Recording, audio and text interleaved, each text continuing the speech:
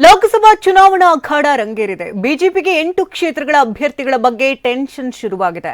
ಇತ್ತ ಮಂಜುನಾಥ್ ಕಣಕ್ಕಿಳಿಸೋದಕ್ಕೆ ಡಿಕೆ ಶಿವಕುಮಾರ್ ಅಂತ ಕುಮಾರಸ್ವಾಮಿ ಹೇಳಿದ್ದಾರೆ. ಮತ್ತೊಂದೆಡೆ ಈಶ್ವರಪ್ಪ ಮನವೊಲಿಕೆ ಪ್ರಯತ್ನ ಕೈಬಿಡುವುದಿಲ್ಲ ಅಂತ ವಿಜಯೇಂದ್ರ ಹೇಳಿದ್ದಾರೆ. ಈ ಎಲ್ಲಾ ಸುದ್ದಿಗಳನ್ನು ನೋಡೋಣ ಕುರುಕ್ಷೇತ್ರ ನ್ಯೂಸ್ ಟಾಪ್ 9 ನಲ್ಲಿ. ಲೋಕಸಭಾ ಚುನಾವಣೆ ಅಖಾಡ ರಂಗೇರಿದೆ. ವಿರೋಧಿಗಳನ್ನ ಮಣ್ಣು ಮುಕ್ಕಿಸುವ ಅಭ್ಯರ್ಥಿಗಳನ್ನೇ ಹಾಕೋ ಲೆಕ್ಕಾಚಾರ ನಡೆಯುತ್ತಿದೆ. ಈಗಾಗಲೇ 20 ಅಭ್ಯರ್ಥಿಗಳನ್ನ ಕಣಕ್ಕಿಳಿಸಿದ್ದು, ಇನ್ನುಳಿದ 8 ಮಂದಿ ಅಭ್ಯರ್ಥಿಗಳ ಆಯ್ಕೆಗೆ ಅಂತಿಮ ಹಂತದ ಸರ್ಕಸ್ ನಡೆಯುತ್ತಿದೆ. ಬಿಜೆಪಿ ಅಭ್ಯರ್ಥಿಗಳ ಅಂತಿಮ ಪಟ್ಟಿ ಫೈನಲ್ ಆಗಲಿದೆ. ಈಗಾಗಲೇ 20 ಕ್ಷೇತ್ರಗಳಲ್ಲಿ ಅಭ್ಯರ್ಥಿ ಘೋಷಣೆ ಮಾಡಲಾಗಿದ್ದು, ಉಳಿದ 8 ಕ್ಷೇತ್ರಗಳಲ್ಲಿ ಅಭ್ಯರ್ಥಿ ಫೈನಲ್ ಆಗಲಿದೆ. 8 ಕ್ಷೇತ್ರದಲ್ಲಿ 3 ಕ್ಷೇತ್ರ ನಮಗೆ ಬೇಕು ಅಂತ ಜೆಡಿಎಸ್ ಪಟ್ಟು ಹಿಡಿದಿದೆ. ಸೀಟ್ ಹೊಂದಾಣಿಕೆಯ ವಿಷಯದಲ್ಲಿ ನಾನೇನು ನಿನ್ನೆ ಹೇಳಿದ್ದೇನೆ, ನಾವು ಪ್ರಾರಂಭಿಕ ಹಂತದಿಂದಲೂ 3 ಸ್ಥಾನಗಳನ್ನು ಕೇಳಿದ್ದೇವೆ ಅಂತಕ್ಕಂಥದ್ದು. ಬಿಜೆಪಿಯಿಂದ ನಮಗೆ ದೆಹಲಿ ಹೈಕಮಾಂಡ್ ಆಗಲಿ ರಾಜ್ಯದ ಸ್ನೇಹಿತರಾಗಲಿ ಈ ಕ್ಷಣದವರೆಗೆ ಇಂತಿಷ್ಟು ಸೀಟ್ಗಳ ಹಂಚಿಕೆ ಅಂತ. ನೀವು ಪೋಷಕರಾಗಲು ಕಾಯುತ್ತಿದ್ದೀರಾ? ಚಿಂತಿಸದಿರಿ. ಓಯಾಸಸ್ ಫರ್ಟಿಲಿಟಿ 90,000 ದಂಪತಿಗಳ ಜೀವನದಲ್ಲಿ ಸಂತೋಷವನ್ನು ತಂದಿದೆ. 7825893601ಗೆ ಕರೆ ಮಾಡಿ ಅತ್ಯದ್ಭುತ ರಿಯಾಯಿತಿ ಪಡೆಯಿರಿ ಹಾಗೂ ಎಲ್ಲರಿಗೂ ಗುಡ್ ನ್ಯೂಸ್ ಕೊಡಿ. ಸ್ಪಷ್ಟತೆ ಏನಿಲ್ಲ ಅಲ್ಲಿ. ಶಿವಮೊಗ್ಗದಲ್ಲಿ ಮಾಜಿ ಸಚಿವ ಈಶ್ವರಪ್ಪ ಬಂಡಾಯದ ಬೆಂಕಿ ಮತ್ತೊಂದು ಹಂತಕ್ಕೆ ತಲುಪಿದೆ. ಬಿಜೆಪಿಯನ್ನ ಕಟ್ಟಿ ಬೆಳೆಸಿದ ಈಶ್ವರಪ್ಪಗೂ ಬೇಸರವಾಗಿದೆ ಅಂತ ಉಡುಪಿಯಲ್ಲಿ ಮಾಜಿ ಶಾಸಕ ಬಿಎಂ ಸುಕುಮಾರ್ ಶೆಟ್ಟಿ ಹೇಳಿದ್ದಾರೆ. ಪ್ರಾಮಾಣಿಕರು ಪಕ್ಷ ಬಿಟ್ಟು ಹೋಗುವ ಪರಿಸ್ಥಿತಿ ನಿರ್ಮಾಣವಾಗಿದೆ ಅಂತ ಹೇಳಿದ್ದಾರೆ. ಪಕ್ಷದಲ್ಲಿ ಪ್ರಾಮಾಣಿಕತನದಲ್ಲಿ ದುಡಿದವರಿಗೆ ಗುರುತಿಸದೇ ಇರುವಂತಹ ಕೆಲಸ ಈ ಪಕ್ಷದಲ್ಲಿ ಆಗ್ತಾ ಇದೆ. ಹಾಗೆ ಪ್ರಾಮಾಣಿಕ ಸೇವೆ ಮಾಡಿದವರನ್ನು ಪಕ್ಷದಿಂದ ಹೊರಹೋಗುವಂತಹ ಕೆಲಸ ಮಾಡಿದ್ದಾರೆ.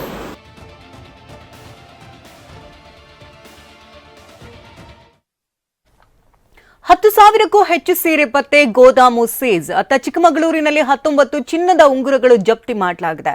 ಮತ್ತೊಂದೆಡೆ 940 ಚೀಲ ಭಾರತ್ ಬ್ರ್ಯಾಂಡ್ ಅಕ್ಕಿ ವಶಕ್ಕೆ ಪಡೆದಿದ್ದಾರೆ. ಈ ಎಲ್ಲ ಸುದ್ದಿಗಳನ್ನು ನೋಡೋಣ ಸಮಗ್ರ ನ್ಯೂಸ್ ಟಾಪ್ ನಲ್ಲಿ. ರಾಮನಗರದ ದ್ಯಾವರಸೇಗೌಡನ ದೊಡ್ಡಿಯಲ್ಲಿರುವ ಖಾಸಗಿ ಗೋದಾಮಿನಲ್ಲಿ ರಾಶಿ ಸೀರೆಗಳು ಪತ್ತೆಯಾಗಿವೆ. ಜೆಡಿಎಸ್ ಕಾರ್ಯಕರ್ತರು ದಾಳಿ ವೇಳೆ ಗೋದಾಮಿನಲ್ಲಿ 10,000ಕ್ಕೂ ಹೆಚ್ಚು ಸೀರೆಗಳು ಪತ್ತೆಯಾಗಿದೆ. ಮತದಾರರಿಗೆ ಹಂಚಲು ಸೀರೆಗಳನ್ನ ಸಂಗ್ರಹಿಸಿದ್ರು ಎನ್ನಲಾಗಿದೆ. ಉಗ್ರಾಣದ ಬಳಿ ಜಮಾಯಿಸಿದ ಜೆಡಿಎಸ್ ಮತ್ತು ಕಾಂಗ್ರೆಸ್ ಕಾರ್ಯಕರ್ತರ ಮಧ್ಯೆ ಮಾತಿನ ಚಕಮಕಿ ನಡೆಯಿತು. ಅಲ್ಲಿ ಕಾಂಗ್ರೆಸ್ ಚಿಹ್ನೆ ಇದೆಯಾ ಅಂತ ಪ್ರಶ್ನೆ ಮಾಡಿದ್ರು. ಸ್ಥಳಕ್ಕೆ ಡಿವೈಎಸ್ಪಿ ದಿನಕರ್ ಶೆಟ್ಟಿ ಭೇಟಿ ನೀಡಿ ಗೋದಾಮು ಸೀಸ್ ಮಾಡಿದ್ರು.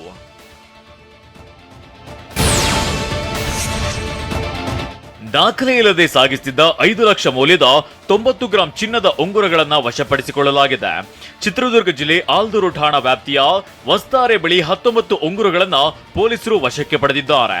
ಚೆಕ್ಪೋಸ್ಟ್ನಲ್ಲಿ ವಾಹನಗಳ ತಪಾಸಣೆ ವೇಳೆ ಕಾರಿನಲ್ಲಿ ಉಂಗುರಗಳು ಪತ್ತೆಯಾಗಿವೆ.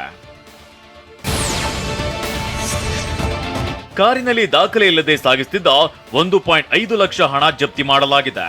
ಚಿಕ್ಕಮಗಳೂರು ಜಿಲ್ಲೆ ಕಡೂರು ತಾಲೂಕಿನ ಬಸವನಹಳ್ಳಿ ದಿಬ್ಬ ಚೆಕ್ಪೋಸ್ಟ್ ಬಳಿ ಹಣ, ಕಾರು ಜಪ್ತಿ ಮಾಡಲಾಗಿದೆ. ಕಡೂರು ಪೊಲೀಸ್ ಠಾಣಾ ವ್ಯಾಪ್ತಿಯಲ್ಲಿ ಘಟನೆ ನಡೆದಿದೆ. ಚಾಮರಾಜನಗರ ಜಿಲ್ಲೆ ಕೊಳ್ಳೇಗಾಲ ತಾಲೂಕಿನ ದಾಸನಪುರ ಬಳಿ ದಾಖಲೆ ಇಲ್ಲದೆ ಸಾಗಿಸುತ್ತಿದ್ದ 1 ಲಕ್ಷ ಹಣ ಜಪ್ತಿ ಮಾಡಲಾಗಿದೆ. ಚುನಾವಣೆ ಚೆಕ್ಪೋಸ್ಟ್ನಲ್ಲಿ ವಾಹನಗಳ ತಪಾಸಣೆ ವೇಳೆ ಬೆಂಗಳೂರು ಮೂಲದ ಪ್ರಮೋದ್ ಎಂಬುವರ ಕಾರಿನಲ್ಲಿ ಹಣ ಪತ್ತೆಯಾಗಿದೆ. ಹಣದ ಬಗ್ಗೆ ಸ್ಪಷ್ಟ ಉತ್ತರ ನೀಡದ ಹಿನ್ನೆಲೆ ಜಪ್ತಿ ಮಾಡಿದ್ದಾರೆ. ಭಾರತ್ ಬ್ರ್ಯಾಂಡ್ ಅಕ್ಕಿ ವಿತರಣೆ ಮಾಡುತ್ತಿದ್ದ ವೇಳೆ ಚುನಾವಣಾ ಫ್ಲೈಯಿಂಗ್ ಸ್ಕ್ವಾಡ್ ದಾಳಿ ಮಾಡಿದ್ದ. ಬಿಜೆಪಿ ಮುಖಂಡ ಉಮೇಶ್ ತನ್ನ ಕಚೇರಿ ಪಕ್ಕದಲ್ಲಿ ಅಕ್ಕಿ ವಿತರಿಸುತ್ತಿದ್ದಾಗ ದಾಳಿ ನಡೆದಿದ್ದು, 10 ಕೆಜಿಯ 940 ಅಕ್ಕಿ ಚೀಲಗಳನ್ನು ವಶಕ್ಕೆ ಪಡೆಯಲಾಗಿದೆ. ಗೋವಿಂದರಾಜನಗರ ಪೊಲೀಸ್ ಠಾಣೆಯಲ್ಲಿ ಪ್ರಕರಣ ದಾಖಲಾಗಿದೆ.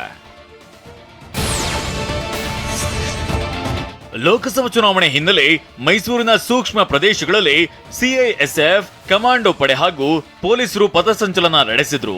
ಜಿಲ್ಲಾಧಿಕಾರಿ doctor KV Rajendra, commissioner B Ramesh, ಡಿಸಿಪಿಗಳಾದ ಮುತ್ತುರಾಜ್, ಜಾಹ್ನವಿ ಸೇರಿದಂತೆ ಹಲವರು ಭಾಗಿಯಾಗಿದ್ರು. ಎಫ್ಟಿಎಸ್ ವೃತ್ತದಿಂದ ಪಥಸಂಚಲನ ಆರಂಭವಾಗಿ ಫೌಂಟೇನ್ ವೃತ್ತ, ಎನ್ಆರ್ ಮೊಹಲ್ಲಾದ ಶಿವಾಜಿ ರಸ್ತೆ ಸೇರಿದಂತೆ ವಿವಿಧೆಡೆ ಪಥಸಂಚಲನ ನಡೆಸಿದ್ರು. ಇನ್ನು ಕೋಲಾರ ಜಿಲ್ಲೆಯ ಮಾಲೂರು ಪಟ್ಟಣದಲ್ಲಿಯೂ ರೂಟ್ ಮಾರ್ಚ್ ನಡೆಸಿದ್ರು. ಪೊಲೀಸರು ಮತ್ತು ಸಿಆರ್ಪಿಎಫ್ ಸಿಬ್ಬಂದಿ ಪಥಸಂಚಲನ ನಡೆಸಿ ಚುನಾವಣೆ ಜಾಗೃತಿಯನ್ನ ಮೂಡಿಸಿದ್ರು. ಎಸ್ಪಿ ನಾರಾಯಣ್ ನೇತೃತ್ವವನ್ನ ವಹಿಸಿದ್ರು. ಇನ್ನು ಬಂಗಾರಪೇಟೆಯಲ್ಲಿ ಪಂಜಿನ ಮೆರವಣಿಗೆ ಮೂಲಕ ಮತದಾನ ಜಾಗೃತಿ ಮೂಡಿಸಲಾಯಿತು. ಜಿಲ್ಲಾಧಿಕಾರಿ ಅಕ್ರಂ ಪಾಷಾ ಮತ್ತು ಸಿಇಒ ಪದ್ಮಾ ಬಸಂತಪ್ಪ ನೇತೃತ್ವದಲ್ಲಿ ಜಾಥಾ ನಡೆಸಲಾಯಿತು. ಪ್ರಜಾಪ್ರಭುತ್ವ ಹಬ್ಬದಲ್ಲಿ ತಪ್ಪದೆ ಮತದಾನ ಮಾಡಬೇಕು ಅಂತ ಜಾಗೃತಿಯನ್ನ ಮೂಡಿಸಿದ್ರು.